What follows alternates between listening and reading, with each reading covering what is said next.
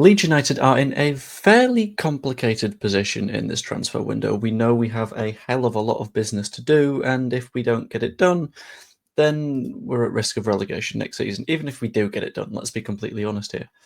So it means that keeping track of each individual sort of race for a player is kind of important. So in this video, I'm going to update you on what's been going on with the race for a centre forward recently.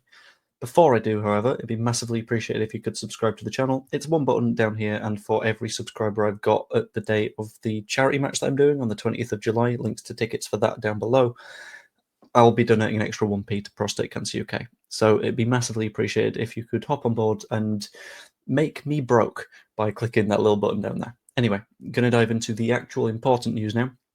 And we're going to start with the story around Rodrigo Muniz. Now, this story sort of initially emerged via The Athletic, with Baron Cross reporting that Leeds had a distinct interest in signing Rodrigo Muniz. However, as time has gone on, whilst Leeds United may have an interest and have reportedly made a bid, The Standard reported the other day that Fulham have rejected a £32 million offer for Rodrigo Muniz. Now, apparently this is £32 million including add-ons, so with all of the add-ons considered, it would reach £32 million. So some of those would include a certain number of goals scored, a certain number of appearances, whether or not we survived the coming season, I imagine. And it's followed up by saying that Fulham consider him not for sale unless a Polinia-style offer too good to refuse arrives. Specifically, whilst he is a very, very good player, Fulham are in the process of recognising this and could give him some more minutes next season as a result of that, because his goals per 90 numbers were frankly ridiculous.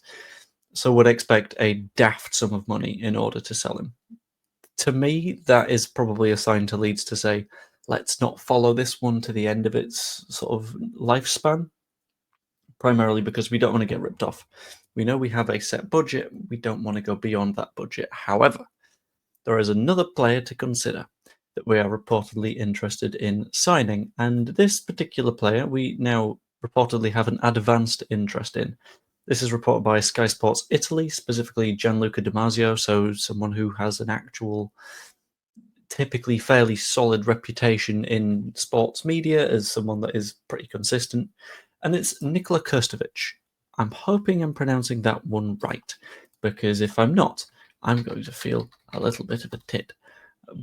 But we'll hop into him in a moment, because he is a player that is currently at Lecce, had an okay season last year. Lecce, let's be honest, were not pulling up any trees. Let's have a look at specifically where they finished in Serie A. Finished 17th, which is never a good sign. Very nearly got relegated, so you would look at him and you would think, okay, top scorer in a side that nearly got relegated isn't necessarily a bad thing. You can get some pretty damn good strikers in those situations. Looking at where he came compared to other players in the league, he was a little bit better than the top scorer at Lazio. They had two players that scored 10, Castellanos and Pedro.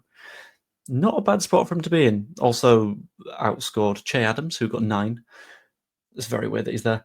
And Vlahovic, who only got 10 goals, which is, frankly, a little bit ridiculous. You'd think Vlahovic would do a little bit better, but do have a few little reservations with Krstovic.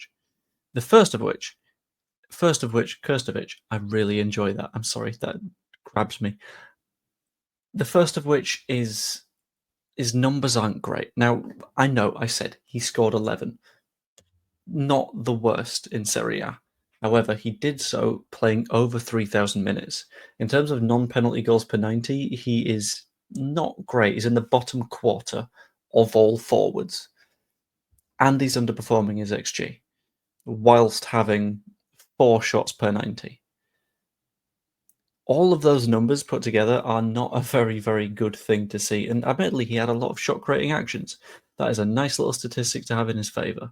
Shots on target, slightly higher than average, but he's in the worst 6% of forwards in terms of his shooting accuracy, which again isn't exactly what you want to see. And when it comes to goal and shot creation, yeah, he creates a lot of shots,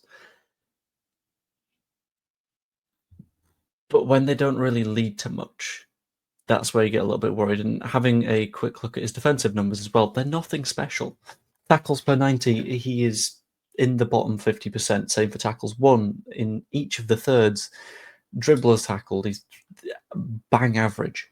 There's not much that screams in Krstovic, this is a special player that we need to be signing right now. And in addition to that, this would all be forgivable if he was a fairly young player that had a massive ceiling in front of him and had a hell of a lot of growth to do.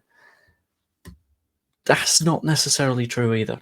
Krstovic is currently 25 years of age, which you will look at and you will think that's not too old. He's got a little bit of room to grow. Joel Peru is also 25 years of age. And you're looking at Peru and you're thinking this is probably near the final product. So when it comes to a centre forward that we are looking to sign, and we will sign another centre forward, that's not a question mark for me. Nemecha is there as depth. But if you're having a look at the Leeds United side and the forward that we need, either it needs to be someone that is a young upstart that has the sort of numbers that Krstovic has, but has the very clear potential to do better than that, or it needs to be someone proven. It cannot be someone in the sort of Krstovic vein, which is a case of had a decent season in Serie A, there's been conversations around him being good enough. Hard to say. In terms of whether or not it makes sense, having a look at general reports around him, I can't find much on what we'd be expected to pay. I can't see it being cheap, because that's not how this works. There's a little bit of demand going around for Krstovic. He seems to be sort of like the global scouts' favourite at the moment. And fair enough, they might have seen something that I've not. That's fine. But I'm not convinced by Krstovic. So, in summary, what's happened with sort of striker hunt is Rodrigo Muniz seems to be very much a no-go unless we are willing to fork obscene amounts of money over. I feel like that would be a bad decision for us to make, and I think it's a decision that we won't make. And Nikola Krstovic is a player that we have a apparently advanced interest in signing. We will have had conversations with Lecce, with him. However, the reservations make me think that that's not a move I particularly want us to do, and I've heard the same from various other viewers of Italian football. I don't want to call them out right now just in case they don't want calling out. But yeah, either way, as always, that is just what I think. Let me know what you think in the comments down below. Whilst you're down below, check out the link to the Leeds Creator Cup tickets. £7 for adults, £3 for kids, 20th of July, John Charles Centre for Sport. It's going to be a fantastic day that I've put a hell of a lot of effort into, so it'll be wonderful seeing as many people there as possible. Also subscribe, also become a channel member. All of that is absolutely wonderful. And yeah. Channel members, by the way, get videos early, which is nice. I'm recording this one at 2:23 in the morning. It'll go up for channel members instantly, up for everyone else at like 7 a.m. So they'll have a nice little window in which if you're waking up a little bit early, be like, oh, video. And there you go. Also, sorry if I've been a little bit crabby recently. I am having a stinker of a time, but I'm trying to push on through it. Either way, hope you enjoyed, and I will see you later. Ta-ra.